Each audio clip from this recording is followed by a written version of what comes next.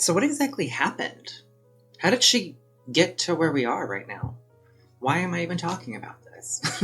Well, let's go ahead and start with what happened. So prior to this absence, it was in April, her last stream. And we can kind of take a look at what happened. But basically, she announced to everybody that she did meet a new man. And on their first date, gave her a necklace. I have a new boyfriend. I'm pretty sure he's my soulmate. Okay, so we went on our date, right? We went on our date on Friday. And he brought me a gift. He got me a necklace. Look. Cha! It's so beautiful. This camera is not doing it justice, but isn't that so cute? It's not cheap. He's the best! It's good to see. Oh yeah, no, I'm not engaged. No, not formally. I mean, I am in my heart, but you know. You saw on the first date, brought her an, I'm assuming, diamond necklace. It was not cheap. And then there was also the declaration of, we're not getting married anytime soon. So next up, she comes back. It's her first stream back. Everybody's so excited. She just wanted to kind of announce. And it's been 6 months. And there was a lot of things that happened, a lot of things that changed. First and foremost, I was just going to warm up stream and see how you guys were doing. It's been, let's see, almost 6 months since the last time I went live, which is absolutely crazy. Hi! And when I stopped streaming, I had to just take a step back from the internet. Which is completely fine. Everybody needs to take a step back from the internet, especially if you're a streamer full-time. That can be really, really just demanding mentally. It went from being a fun hobby that I loved and enjoyed, and you know, I don't regret any of the choices I made as far as like quitting my job and deciding to stream full-time. It just became such a weight on my mental health as far as like having to socially appease everyone. And I love you guys so much, and it's so hard to have close relationships with 100 people. And this is totally understandable when she talks about it being a fun hobby. And now that she quit her job and started to stream full-time, that totally makes sense. And being socially engaging is part of the job and can be exhausting. I'm not anybody in the streaming world, but even sometimes when, you know, like even with me streaming, I have to take a step back every now and then. So that's totally understandable. And there's something I did want to point out with the verbiage choice, is that we went from it being a hobby to quitting her job and streaming full time.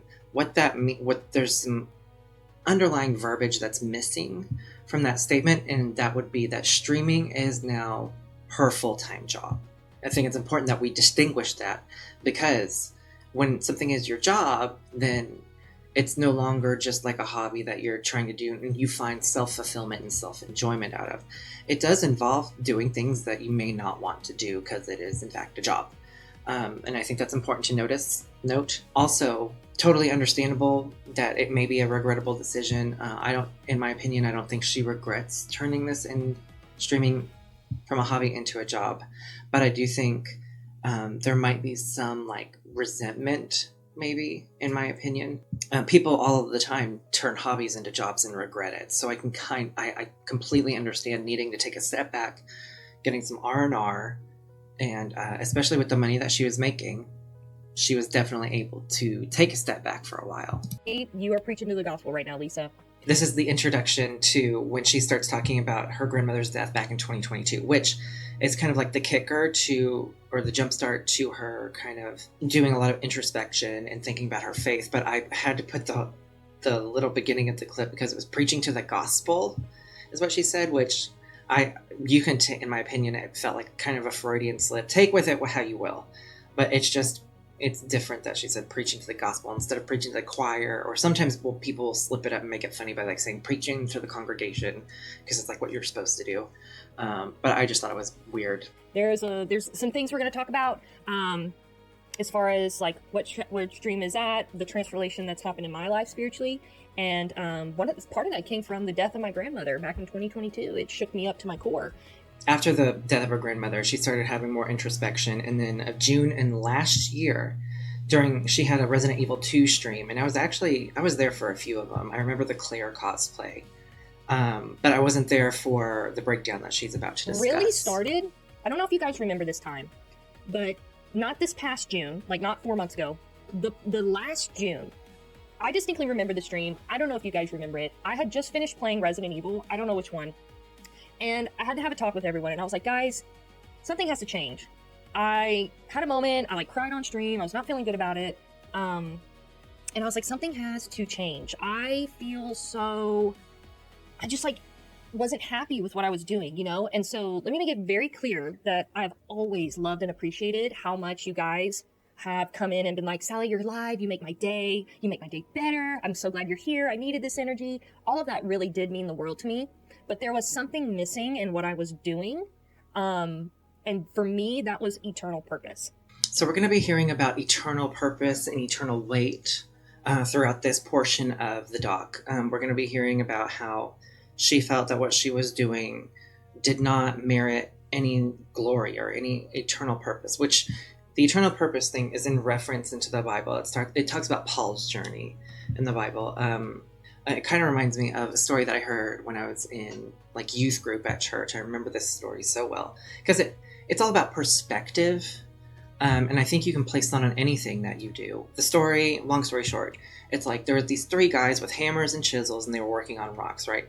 And this man walks up to the first man and is like, hey, what are you doing? And the guy's like, oh, I'm chiseling stone. It's like, okay. So he walks up to the second man and is like, hey, what are you doing? And he's like, I'm earning a living. And then he walks up to the third man and the third man's like, I'm building a cathedral.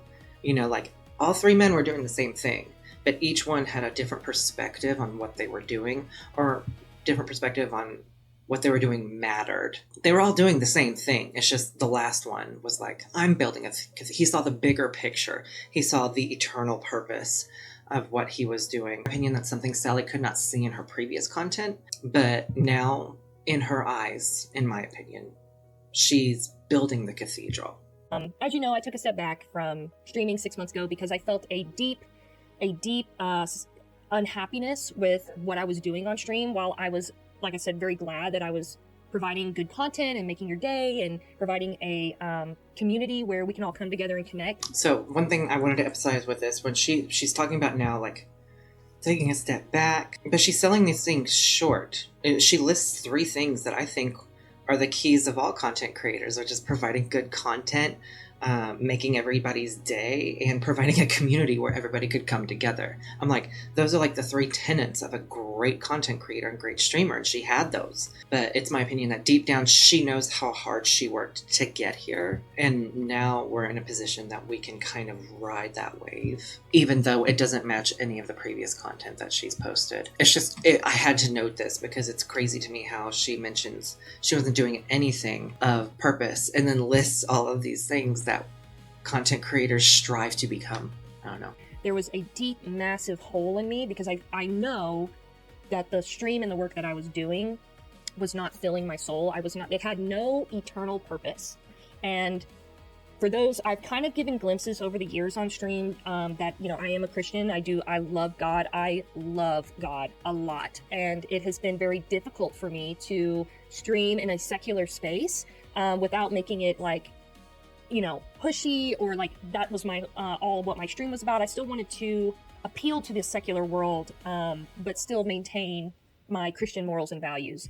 She talks about how she was just unhappy, which I totally get in the streaming space or in any space where you're a performer. You're pleasing a crowd of people, but it can very easily feel lonely. And she talked about how it wasn't filling her soul. Remember, we talked, you know, it wasn't a hobby at this point. It is your job full time. You got to work. You got to pay them bills. You know, you got to do what you got to do. And if you're not happy with it, then of course there's things you can change within your stream. But this is a complete 180. But you got to work. I remember way back when I was working at Starbucks, that wasn't something that was filling my soul. I was filling customers' orders. We're starting to blur the line between job and a mission, I guess, in life. Like, there's external goals I have outside my career, of course, but I would never blend the two. When we start talking about, you know, like her job was no longer filling the void of her soul, it kind of diminishes anybody else's job, like for the barista that's working, or for the employee at the office job. Like, what it kind of comes off as is that you're not doing anything to glorify God, therefore you're not filling your soul. This is a job, and everybody's job, whether they have something that they enjoy what they do, has some kind of missing element or void to it. Like if you work a nurse in an ER, Diet is probably the void that's missing in your life. It's very hard to find those times to eat. If you're a dev or if you work in IT, movement or exercise can really be hard and missed. Speaking personally, if you're a full-time streamer, I think closeness and intimacy with people organically might actually be something that might be a void. And we're going to discuss that later, because I do believe that, in my opinion, this is one of the contributing factors to her change. This isn't you. You're right, Joanna. This isn't me. It's a whole new me.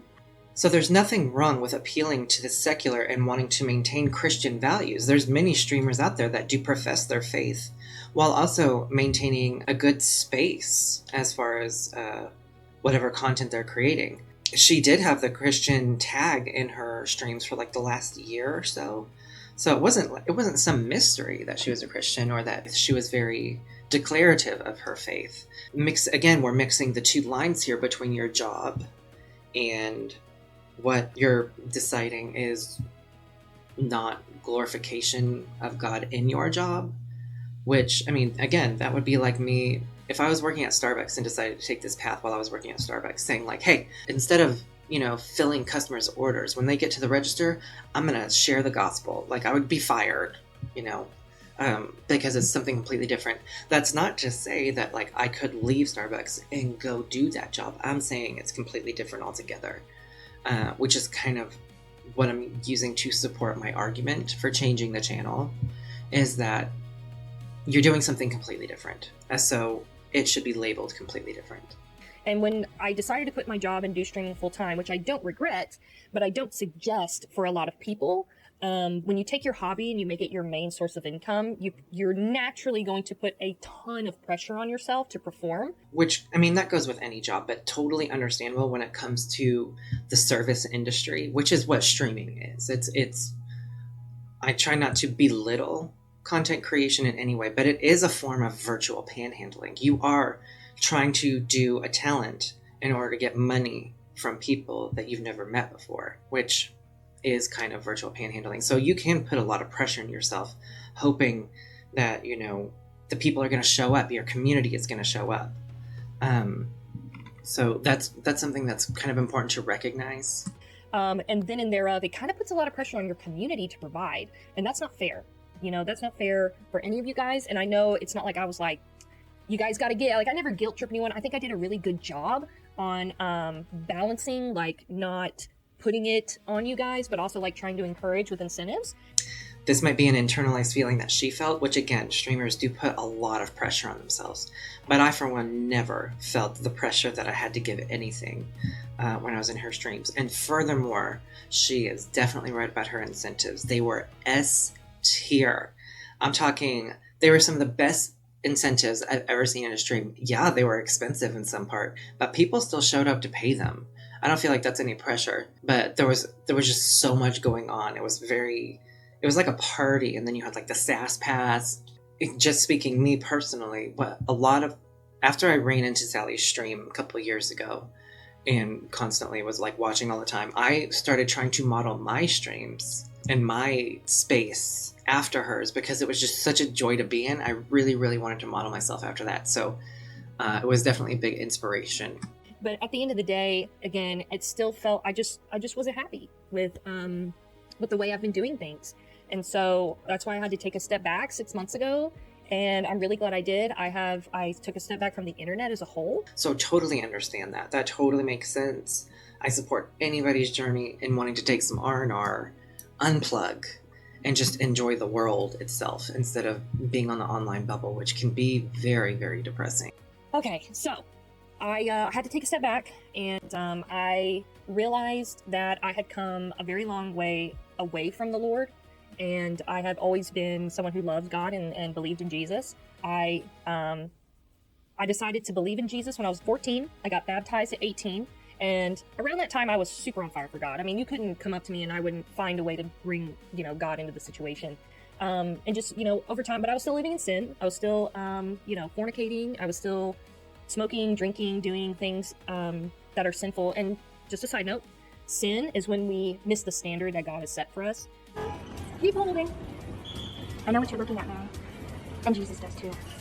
so even if it's not necessarily a bad thing, it is not what God wants for us. And so I was living in a way that God did not want for me. And so that creates distance from us with him. And so even though I had a great love for him, I was very immature as a person, as you know, as literally a teenager, and as a child of God.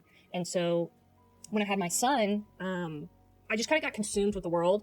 I kind of put that stuff on the back burner and became focused on like, well, I gotta survive, you know, gotta have a job, gotta like figure it out, I gotta. All of a sudden she had her son at 19, and then, you know, like all of a sudden it's like, I gotta survive, I gotta do all this stuff, I gotta, you know, be there. And so, you know, her faith kind of took a back seat, which happens. Brand new baby at 19 years old. And through that time, I just kind of walked away, you know, from my faith and focusing on that. And to the point, back in 2020, I actually was in a homosexual relationship with a girl for 2 years. So 2 things right there. I did want to clarify. I did do some research. So the homosexual relationship that she's talking about is with somebody named Jay, who is now a man. They're transgender. Their pronouns are now he, him. So technically it wasn't even a homosexual relationship, but she is bisexual. So she's not homosexual. She is bisexual. And the reason I bring that up is because after Jay, the homosexual relationship, there were other relationships afterwards, at least 2 that I know of that were with men. So it's not exactly like she was just gay all the time. 100%, you know, gay every day, all the time. I understand where those desires come from and what that feels like. And so I had come a long way. And since 2022, that is what I've been working on. And it all just kind of came to a head, you know, really since last year. I brought this up. There was, you know, I was starting to feel the forgive me, but the pointlessness of the content that I was doing. She did not see all of the great things that she was providing. It's like, I'm not doing anything worth any eternal weight. And then we start talking about the eternal weight again, or the eternal purpose. And this is where she kind of diminishes what she was doing. And it really messed with me. It made me feel like, what am I doing with my life? Playing fart sounds? Playing, you know, this game that glorifies murder, and for what? For money. That's what you were doing it for a living. You were doing it for income. Not many people get to say that they get to play fart sounds and play video games for money. But I do know that it is more than that. It is the content. It is the editing. It is the parasocial relationships that you have to maintain and create and engage with. And it can be exhausting. So I do understand those parts. But you were providing a service, and very well, I might add. I just didn't know that it was all a mask, in my opinion. So this is where we're going to kind of learn that she got married, which was kind of a shock because she had just met him 6 months ago. Another big thing, I'm pretty sure he's listening right now, but I got married. I got married! So, hold on. One thing she does say is, I'm pretty sure he's listening right now. Put a pin in that, because we're going to come back to that. But also, this happened in 6 months, by the way. 6 months from a first date to married. Quite the jump. So far, we've jumped in personality, in our content, our job. Now we're married. So, yep, that happened. And, yeah, I know, that's crazy. It finally happened. Thank you guys. So, he's a wonderful man. He's a wonderful man of the Lord. And, he is, just the best. I love him very, very much. And he really helped save my mental health. I knew he was the one God wanted for me because, one, I talked to God about it, but 2, he brought me closer to the Lord, which I've never been with anybody in my life. That is one thing that usually happens in brainwashing. That's my opinion, that is what happened here. That is not fact, but usually the perfect target is the one who is mentally broken or lonely. So it's interesting to say that was the first thing that he rescued her from. Second thing that she mentioned was that she talked to God about it. I'm still questioning this all the time. I know prayer is a thing. Prayer was everything. Told you. Oh my gosh. But how do you interpret the response back? You know, like you can talk to God and you can hear, you know, whatever you want to hear and interpret that as God, right, messaging you back. Or you can do the thing where like you ask a question, you open the Bible and point. Like, I'm just trying to figure out what exactly was the answer and how was it interpreted and how was it received. Because it just, when I hear stuff like that, it scares me. And maybe it's because I don't understand it enough. But when I hear people say that they did stuff or did something because God told them to, it usually has me pause for concern. And then the last thing that she mentioned was he pushed her to be closer to God. And I know she was trying to get closer to God in her own journey, and I definitely applaud that. But what exactly does that mean, getting closer to God? Like, if she was doing that in her own aspect of trying to get closer to God, what did he do to accelerate or catalyze her journey into getting closer to God? That's something that also concerns me, because it sounds like her definition of getting closer to God wasn't exactly good enough as his definition. And once she submitted to his definition, then her spiritual journey was accelerated. That's where, in my opinion, and that's where I'm a little more concerned about at this point, because starting this out, I was completely livid and I was angry. But as I started dissecting more of the verbiage, I realized this may not be Sally, in my opinion. And so his name is James, and him coming into my life has just like tenfold helped catalyze my faith and the direction that I'm moving. And it's been great. So listening to where she was versus where she is now, it sounds like that before she met this man, she felt she had very little purpose, and it sounded like she was very lonely. Manipulation is very, very easy to do to somebody who is mentally broken or socially isolated.